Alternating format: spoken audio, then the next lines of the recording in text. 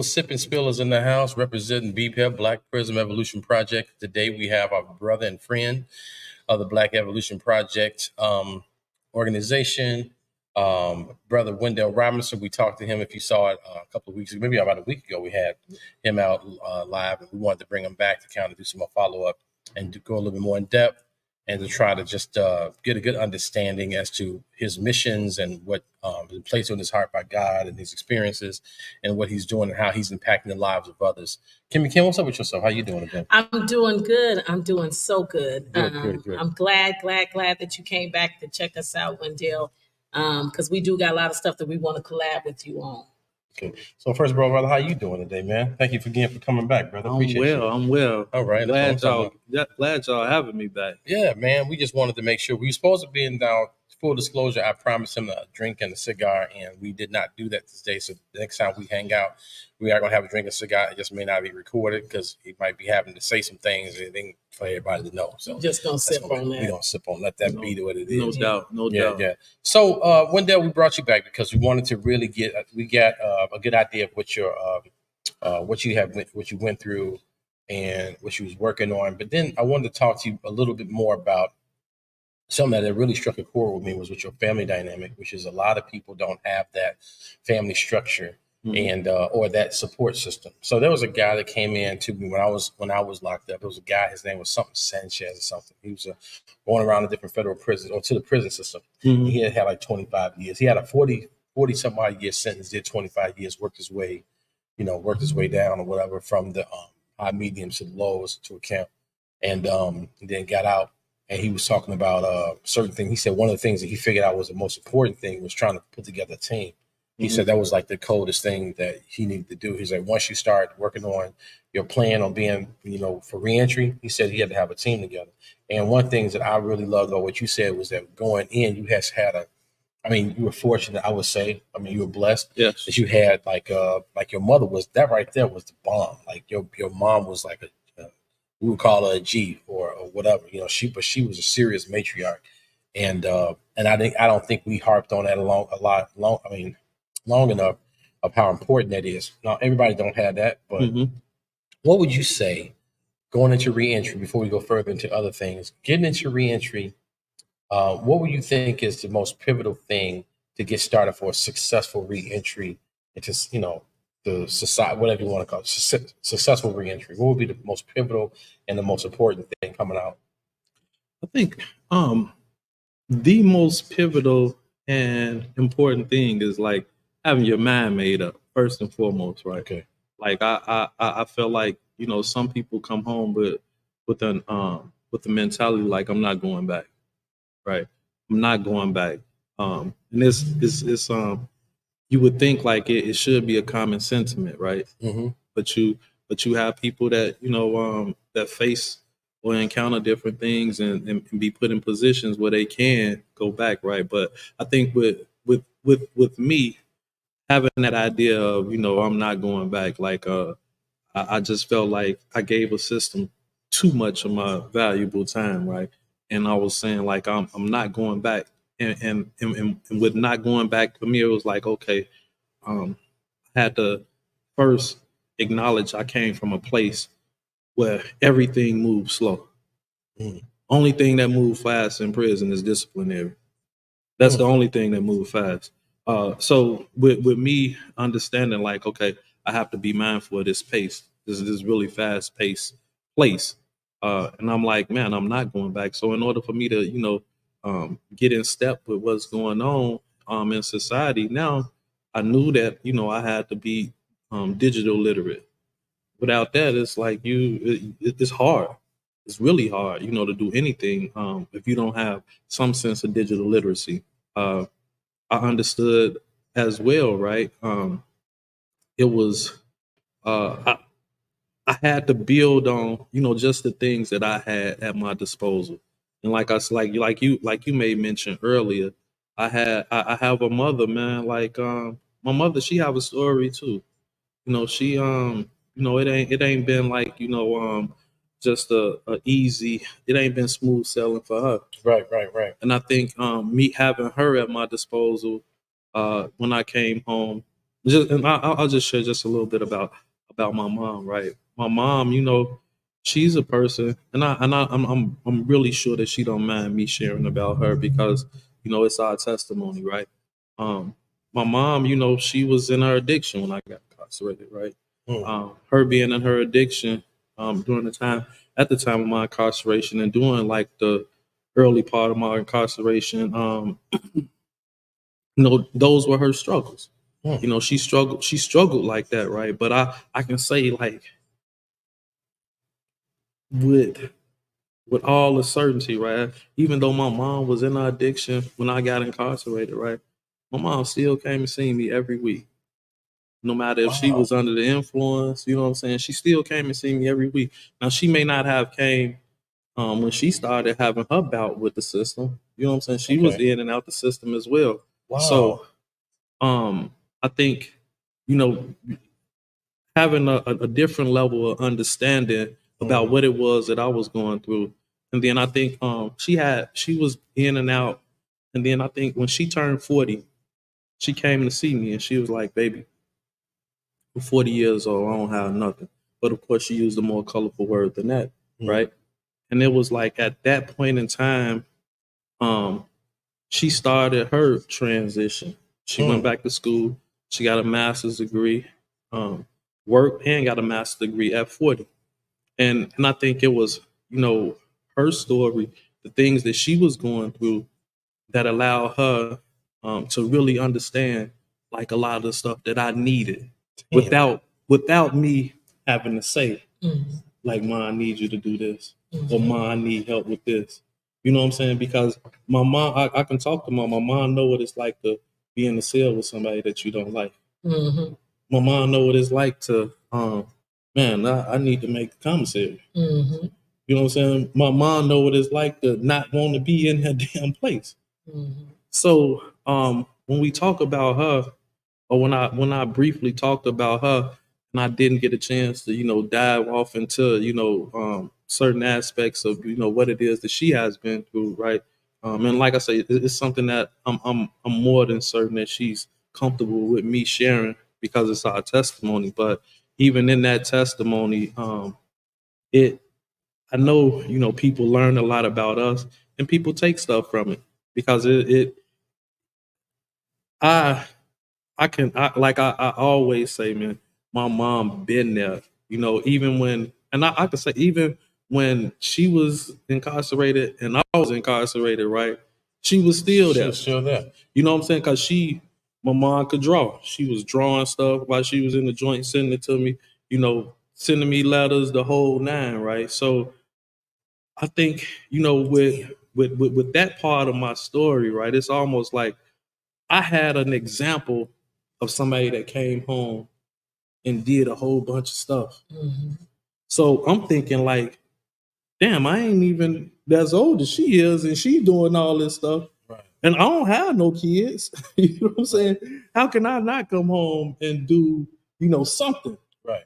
Just having an example in her and understanding what it is that she's done, what it is that she's been through, and then even seeing where it is that she is now. That I'm gonna be honest, man. That is mind blowing because I had no idea the extent of what she had to go through. So she was doing a double bubble basically. Because I look at it from a standpoint of I was looking from a standpoint where most of us that are incarcerated and we got mothers that are around. The mothers have been there, be these pillars of strength for their children or whatever, right? Their sons and or their daughters perhaps, and they're on the outside fighting and stuff like that. But they have like their basics necessities. They probably are already have a job, a house and stuff like that. But you had a situation where your mother was transitioning herself, fighting things herself, all while keeping you held up. And even though you was holding your end of the bargain, I'm sure you wasn't no slouch. You was doing your thing, but still, as a mother, you know how mothers are. Mothers, and you her boy. I don't know if but you her boy, and she loves you, and so she was going hard, but she was dealing with stuff herself. Man, that makes that even honestly, that makes that an extraordinary story. And I had no idea that's what was going on. And it had got to the point where my mom was so dug in with me, right? Like I I understood like early on um the type of fight that I was in, right? When I first went to prison, I was in a law library like daily. right? I was under the mindset like, man, my story came in like this. Right. It's impossible for my story to end like this, right? And then me understanding, like, becoming knowledgeable about proceedings, that process, different case law. And I was around people that was like, that people consider jailhouse lawyers. They can tell you any type of legal theory, give you all type of jargon. But the thing that I recognize, like, damn, they still sitting here with me. Right. They all still here. You know what I'm saying? So it was at that point where I was like, I got to get the resources where I could have somebody represent me. You know what I mean? Right. So I was still, filing different stuff, pro se or whatever, right? But I was BP9s or other stuff outside the BPEP. no, we different post conviction remedies or whatever, right? Got it. So I understood, like, man, I need to get some resources to help with this fight. I needed a voice outside. So I was able to convey that to my mom, right? And then I believe like maybe like 2008, I was able to come up with some resources by way of a friend of mine that she held me down to, right? And it was some initial money that I had, and we gave it to an attorney, and then it was my mom and my stepdad came after that and was like, look, we're gonna do everything we can to get you out of there. You ain't got to worry about no commissary, you ain't got to worry about no visits. All we want you to do is concentrate on your behavior. You know what I'm saying? While you there. Right. So anything you need while you there, we got you. Right. You know what I'm saying? We're gonna put up everything, with the lawyer, your lawyer gonna be straight. We just need you to stay out of trouble while you there, right? And it was that type of commitment that, I still think about to this day, where my mom and my stepdad, like, look, man, don't worry about nothing. Concentrate on yourself and staying out of trouble, and we gonna do everything we have to do to get you out here. So it's like, man, when you have somebody, Kim, that's repping for you like that, That's right. what the hell I'm going to say for?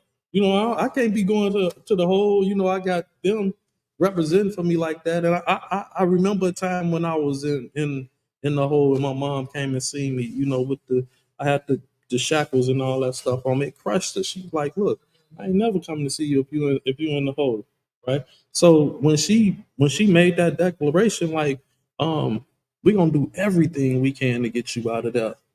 Yeah, I know they say you got a life sentence, but we're gonna do everything we can to get you out of there. We just need you to do this. And having somebody with that type of commitment to get me out, is different. Right. And then that same person having that same level with a different degree of, being invested when you come home. Right. It's almost like, how could I not win? That's And dope. it's not. I mean, I must say, like, I don't intend to come off arrogant in any way, right? But if I have a supporting cast like that and understand what that means and value and appreciate my mom for putting up like that, how do I lose? I mean, part of it is like, I can't let her down at this point. But I would say, okay, so I wholeheartedly agree with that. I think your story is extraordinary for the gentleman that has come home and the guys that's still incarcerated right now and have the support. I also was that mother that supported my son.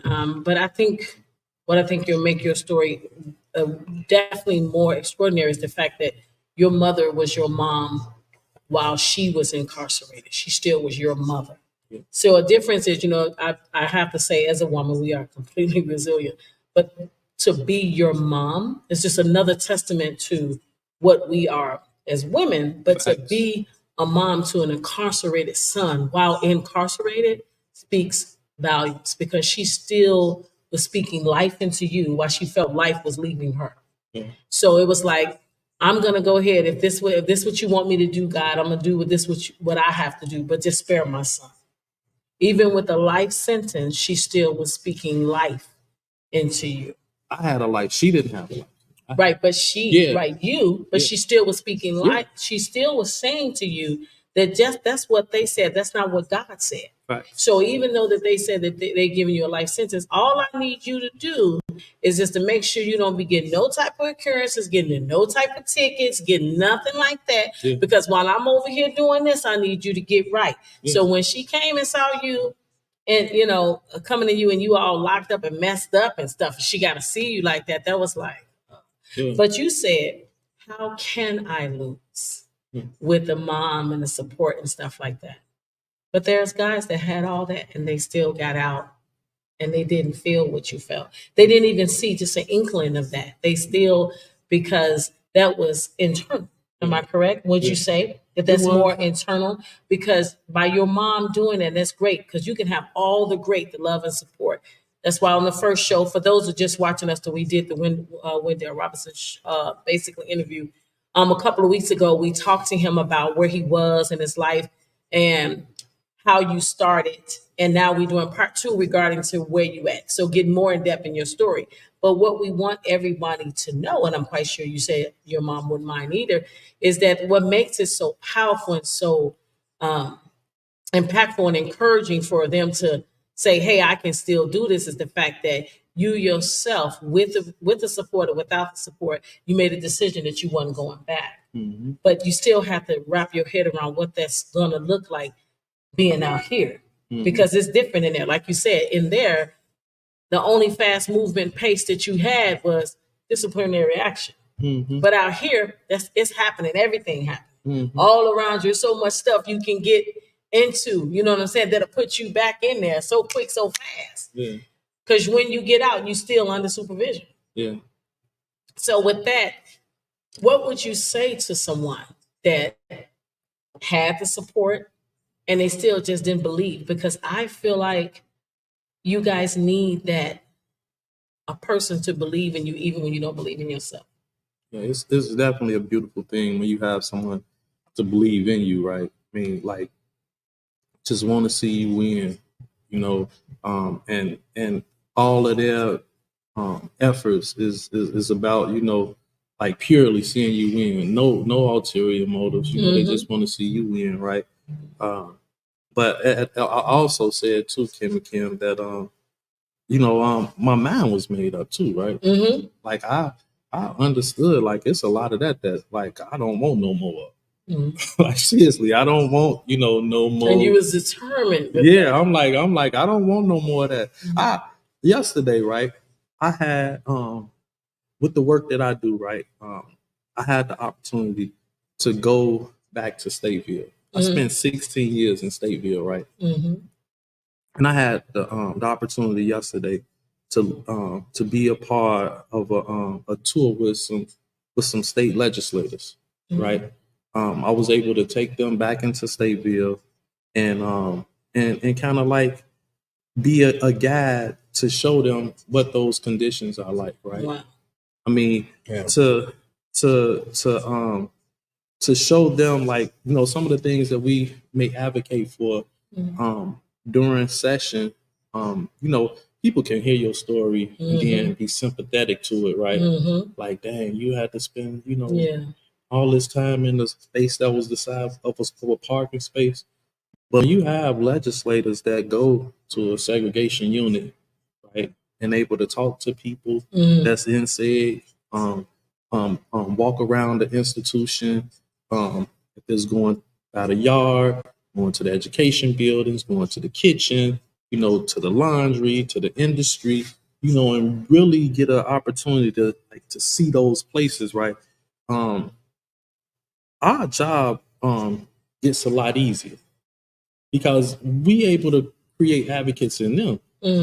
But me doing that, I had the opportunity to observe cells that I was once housed in.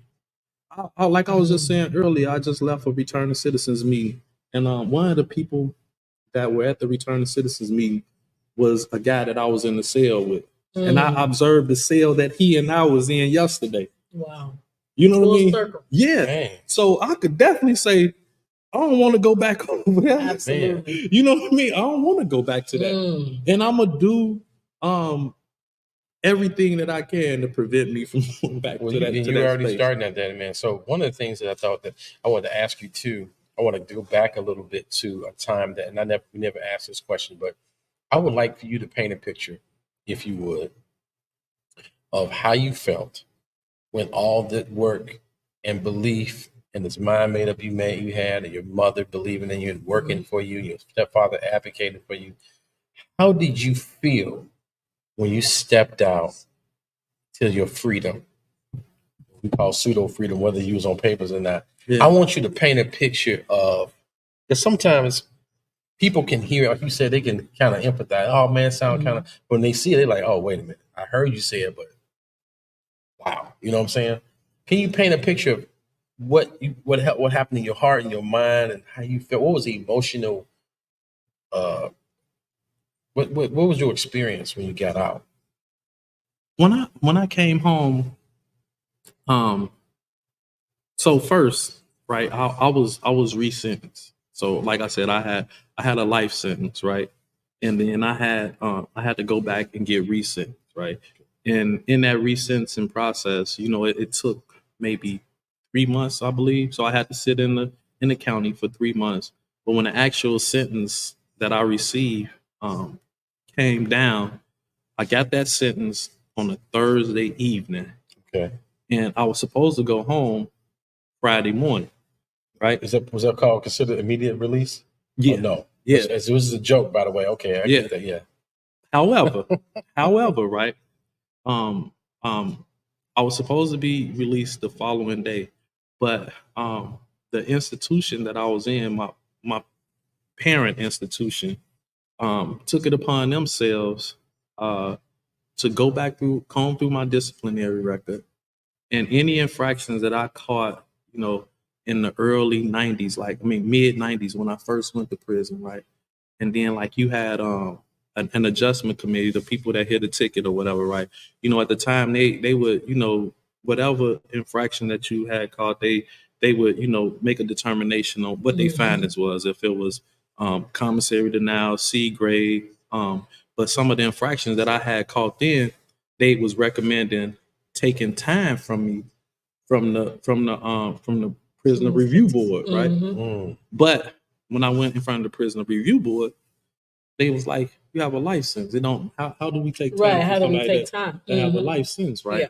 So although they said that they weren't going to take the time, on my disciplinary record, all of those recommendations was still on Listed. there, right? They was listed. So my parent institution took it upon themselves when I got a matter of numbers to go back and take all of the to time implement those. Yeah. right, and which was something that wasn't in their jurisdiction, because you have to go to the prisoner review board, and they the ones that's supposed to take the time. So I say all that to say I was supposed to go home the next day, but my parent institution took maybe 2 years of time from me, right? From infractions that I had. I was in Stateville in the 90s. That was probably one of the roughest prisons in the country, right? And I had weapons.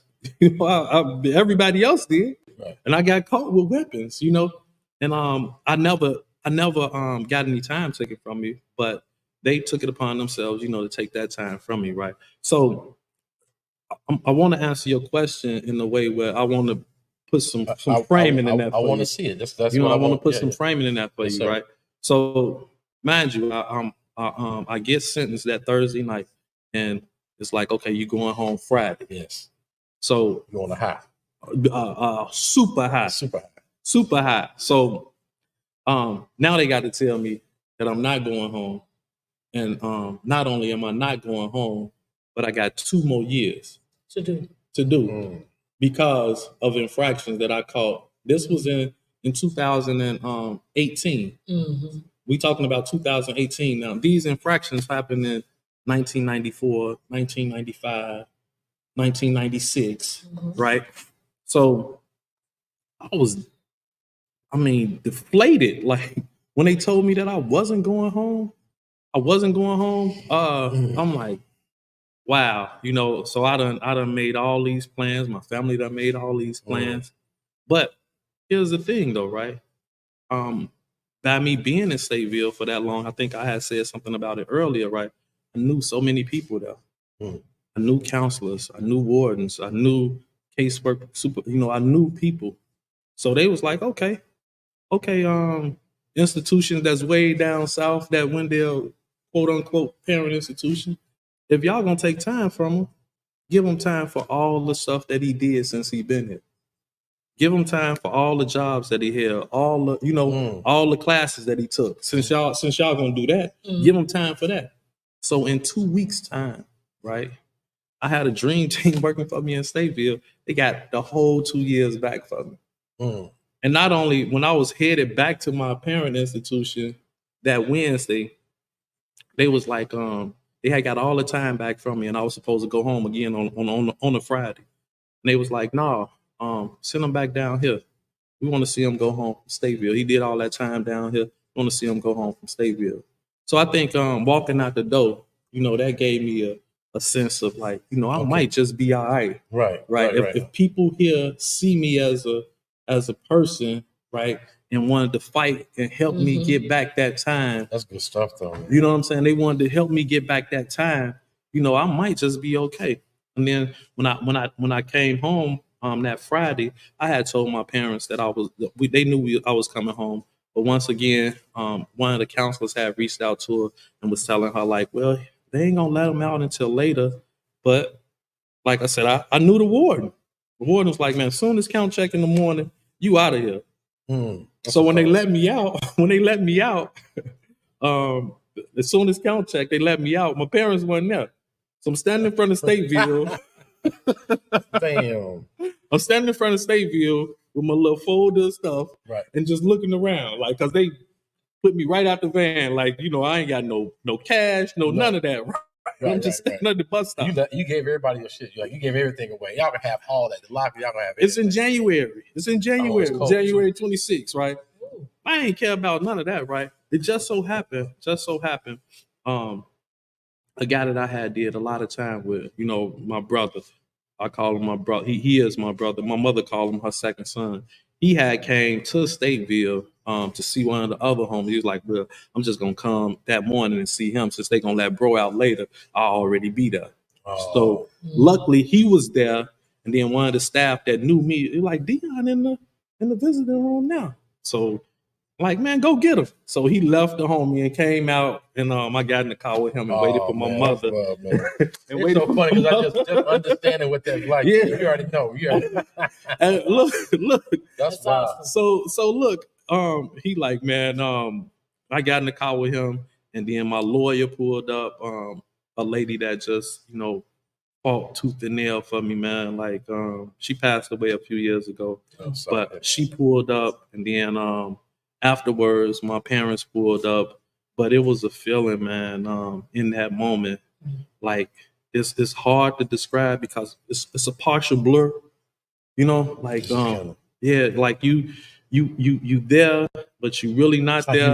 Ain't you? Yeah, you really not there. I like, even like when my mom did get there, right? My mom had like 2 totes full of stuff. She had been shopping for me, for the past year, basically. Right. You know what I'm saying? Getting all the stuff that she thought that I would need. So when she pulled up, we went straight to a gas station, and she had some clothes for me. I changed clothes immediately. Get out that prison shit. Get out of that, right? Leave that stuff in the trash can in the gas station bathroom, right? Yes, sir. So we left there and we went to a restaurant. But I think one of the things, like in this moment that I remember, like, she was just kept touching me, like touching my face, touching my chest. You know what I'm saying? Like, man, I can't believe that my baby home, right? But in that moment, I'm like, yeah, ma, it's real. Like it was one of them surreal moments. Like I say, it's kind of a blur. Yeah. But at the same time, I remember it. Like, I remember portions of it as if it was yesterday. Right, because I have vivid memories of like how she just kept touching me the whole time we in the restaurant. She just kept touching my face or touching my like you really here, like, because for the longest time, I lived under that under that Oh, life 'cause sentence. you can't touch you with visitors, can't they? Yeah, you They can. can't touch them. They can. You can get a hug, Right. if it's entering and then leaving, Right. Yeah. right? Right. But I think her thing was just how many visits that she had went through where I couldn't go with her. Right. It's She that leave you leaving Yeah. and looking back and saying bye to you. Yeah. Yeah. And now it's like we're in the restaurant. Right. And Like, you what- going with me. Yeah, I know you going with me. You like wherever That's it a is, different feeling. yeah, wherever the hell it is, we going after this. You going with too. me. You know what I'm saying? That's right. So yeah, I think that just hit different. I mean, and then You're just right. I mean, how I felt in that moment, man, it was like I couldn't, like I said, it was unbelievable to me too, because for many years when you live under that, like I never accepted the life sentence, but it was my reality. Right. It was my reality every day that I woke up in that place. It's something that you said that you never, you said you had a life sentence. Mm-hmm. And that is so powerful when you just said, I never accepted that sentence. I didn't. You never accepted that sentence. Hell no. I wasn't like, I'm sorry. No, go ahead. We want the raw. No, I never like I'm gonna be here for the long haul. Hell no, I never. So what that. did you keep telling yourself year after year, month after month, seeing your mom coming, leaving? You had to keep telling yourself something, because that's what the guys that's in there right now and the people that got out, they're still fighting. What did you tell yourself? You had a life sentence. One of the things that I told myself, I ain't did shit. So you was saying I didn't do it. That's one of the bigger things that happened. Like the sentence of life that I received, it was something that I did not do. I didn't do it. I didn't. So do I'm not it. accepting it. I'm not accepting it. When did you start believing you're getting out?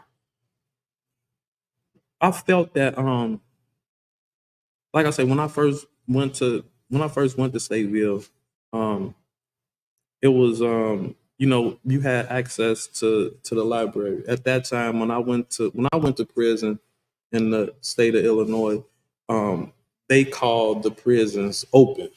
And what that meant was, at that time, people that were incarcerated pretty much ran amok. They did what the hell they wanted to do, how the hell they wanted to do it. Mm-hmm. You had certain figures that was in those places that were really powerful on the streets, right? And they were in some of these places, and people did what it was that they wanted to do. And I entered that system at 19. Mm-hmm. Seeing that people was doing what they wanted to do. But even then, although a lot of people around me had accepted, the time that they was given, like, yeah, I could do a bit like this. Mm-hmm. Not me, I can't do no L. I don't know nobody that done did an L, right? I don't know nobody that did an L.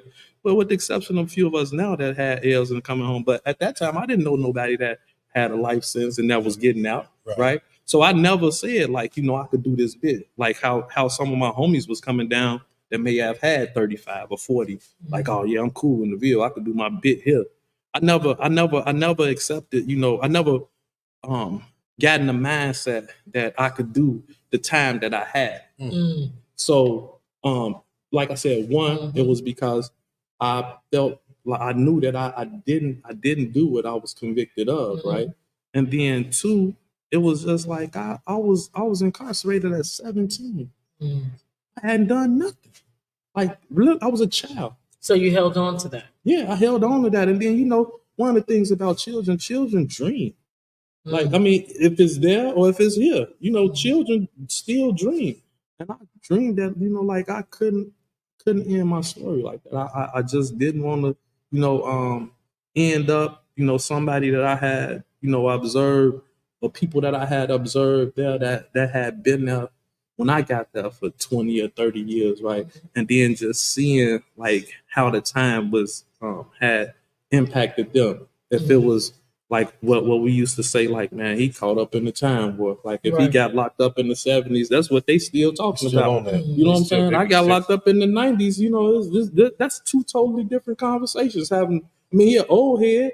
I'm gonna listen to him, but at the same time, you can see where their mentality was, and that was something that I was saying, like, I can't be that. I can't be that. I remember talking to guys, man, and their story. And it was, I had a very short time and everything. I'm nowhere near close what your experiences were, but it was just crazy. The guys that had those experiences, some guys was probably, I'm sure there's a couple of brothers I know for sure was there when you were there. Mm-hmm. But their story was like they were in the like a time capsule. They were in I forgot what you call it, but it's like Arrested Development in a way, where they were Exactly not like what they it were is. not like kitty stuff, but it was more like they were yeah, man, you know what I'm saying? They was talking about gang work, man, gang stuff, man. They was talking about how they was fighting at 17. We was knocking cats out doing. I'm like, man, that's kind of like, and they just was in that mode. I'm like, they older than me. Mm-hmm. I'm like, y'all, you still, that's not really, I hear what you're saying. You living in that past, talking about those stories and stuff. At first, it was kind of fascinating at first, right? Mm-hmm. First few days, all right, cool, man. That's great. Oh man, my man, we were all cool, man. Always over there, all right, cool. Low end, all right, cool. It was I saw one. So once you start putting the pictures together, it was cool. Week or two later, that same story. I'm like, man, he told me the story. They still there, man. They don't know that they. And then it's like that's what they live like. Yeah, man. I just want to do this and the other, man. I'm like, I don't know if that's really. I felt bad, man. Like I don't think that's not gonna happen now. Like that stuff you own. So I saw that stuff happening, man. And but so now to answer today, and I wanted you to hear. I wanted to hear that story. I really am glad about. I got a little more deeper with the about your mom. I don't know if you want to say your mom's name or not, but Diane Robinson. Absolutely. Diane Robinson, we want to give a shout out to you for being the Absolutely. dopest Black queen in the world that was there for yourself and your son and made a very wonderful human being, even in the midst of that. So Miss Diane Robinson. Diane Robinson Fields. Diane Robinson Fields, she's married to Absolutely. your you're wonderful. Mr. Fields too, sir. We appreciate you. That was wonderful what you did, how you were there for your son, man. That was great stuff. And I was hearing that story was great, man. Like I said, I wasn't expecting that. And then I just wanted people to hear you paint that picture of how I felt to be out and stuff like that. So now we got maybe like 3 or 4 minutes left. I wanted you to just kind of talk about, I guess, your aspirations moving forward. We asked you some stuff last time, and we're going to be networking with you and working with you on things, whatever. What your passions now? I want you to paint that picture of what your passion now. These next 5-10 years of what you're doing, the work you're doing, man. Explain that to the people, your passions now and what your purposes are, what you're doing. I think my thing is just first and foremost accepting that I'm a servant, man. Like I'm a servant, and me being in service is about creating opportunities. The more that I'm able to get out and engage people, if it's sharing my story, if it's lending my level of lived experience to some space, and I'm able to build out a network so I can create opportunities for other people. That's what get me going. That's my job, man. Just being in a position to help people. I'm a servant at the end of the day, and I feel like a lot of things that I'm doing, the way that I've been doing them, connecting with people, if it's by chance, if it's happens. However it comes about, me connecting with people, it adds to a network that I'm building out, and then in that network, understanding that it's so many people that I left behind, right? That all they need is an opportunity, man. I just want to be the person here, if it's paving the way or creating those opportunities, and just allow people to grow. Like I at the end of the day, I say this all the time, man. Real growth is just contingent on the opportunities you create for other people. So that's my thing. Like, to be out here, if it's going in a room with 300 or 400 people that I don't know, right? And, still, being able to connect with people. I'm telling you, like I've been so blessed to have some people around me in terms of just like my acclamation, right? That has poured into me in so many different ways. If it's like the lady that brought me into this work, right? Like she has been a mentor, a big sister, somebody that allowed me to understand like I'm supposed to be here. Like ain't no room you don't supposed to be in. Yeah, we go to I've been to international fundraisers with her. She's like, yeah, you supposed to be here. You know what I'm saying? Ain't nobody in here that you can't communicate with. You know what I mean? Yeah, you supposed to be here. And that's how I'm moving, right? And I don't feel like it's spaces that I'm not supposed to be in. I'm a servant, and being a servant, I need to be out, engaging people. It don't matter where they at. If it's at an international event or if it's I connect with people that's not so fortunate too. Right. I'm able to I do things, man, that I find, so rewarding in some of the simplest things, man. Thanksgiving I was with it's a church in DeKalb, that fed people that wasn't as fortunate. And I was charged with bringing people from the homeless shelter to get fed. And I had some of the most fascinating conversations with the people that I was putting in my car, taking them to dinner at the church. Right. So it's like, man, I'm here. I'm appreciating all this stuff, man. And I'm like I say, I'm just into creating opportunities for other people, man. I tell people a lot of times, like, even though I went back to prison yesterday, right? I think one of my bigger contributions, man, to so many people that I left behind. I can't send everybody money. I be pop. I can't accept everybody call. Right. Right. But I have absolute total control over my conduct, my actions, my deeds.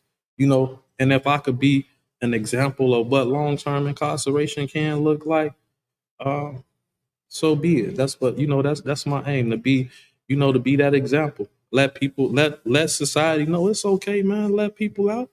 Some people is it's some people there, man, that's gonna do some amazing stuff. And I just want to be right here, to have the platforms, to create create a way for them. That's my, and I'm cool with that. I'm super cool with that. Man, that is amazing. That is amazing, man. I'm very proud, man, that I've met you. You gave me a lot of insight, gave me more appreciation and gratitude for my experience. And it gave me more insight for people who have had more extenuating circumstances and stuff like that. And then seeing a person that's humble and grateful, and then that doesn't really let it, whatever your experiences are, I don't see you wearing it on your sleeves, even though I think if it is, you're using it for a positive, like you going hard for what you want to do and what you are called to do as being a servant and helping people. So that's really dope, brother. So, is there people you want to just give? You got your mom, you got Mr. Your stepfather, and then obviously the attorney that helped you out. And are there some names of some people? Just take like maybe a 30 seconds and throw out some names, some people you want to give shout or love to, if that's okay. I definitely want to send some love to Joby Cates, man. She's somebody that believed in me. Also, my attorney, who we just spoke of, man, that I lost. Like, she is someone that literally came in the prison visiting room and looked at me, Kim and Kim, and was like, "Man, you don't need to be." You know what I'm saying? Wow. And she fought tooth and nail from that moment to get me up out of there. What's her name? Her name Melissa Matuzak. And Melissa was somebody that was so believed in me so much, bro. Where when it came time, we had got denied on one of my levels of appealing, and I was telling her, like, man, I have to be resentenced anyway, right? I'm willing to forego all my appeals if they give us a sentence that I can come home, in the near future. And she was like, I could beat him. I could beat him. And I'm like, man, I'm ready to get up out of here. But she went on ahead and created the agreement with the other side, and let me come home. But she's a lady, man, that, like, I talk about, but I don't think I talk about enough. I don't give her enough praise, man. Like, she believed in me early on, to the point where it was like anything that I needed while I was in prison, anything that she read, anything that she can do, man, to help me, through that, she did it. When I came home, the little time that I did have with her, like, all the connections that she may have had, she like handed them over to me in whatever space it was, man. So I definitely want to big up Melissa, man. In this moment, I'm missing her, but at the same time, I'm still doing this work in honor of her because she believed in me. Facts. She believed in me from the first time she laid her eyes on me, man. And that's rare, and that's one of the things that I try and promote as well, right? It's a real thing to believe in somebody. Yeah. You know what I'm saying? And when you know what that means for somebody to believe in you, and then you moving in that space because you know somebody want the best for you, they genuinely believe in you, Even when you don't believe in yourself. man. It's heavy, Kimmy Kim. Yeah, that's right. That's It's right. heavy. That's Man, right. brother Wendell, man, I appreciate you, man, and I'm proud of you. I know you're going to do some great work. I know you I think just the tip of the iceberg, actually. I think that there's a lot more that you're going to embark upon. I kind of think you're a sleeping giant in a way.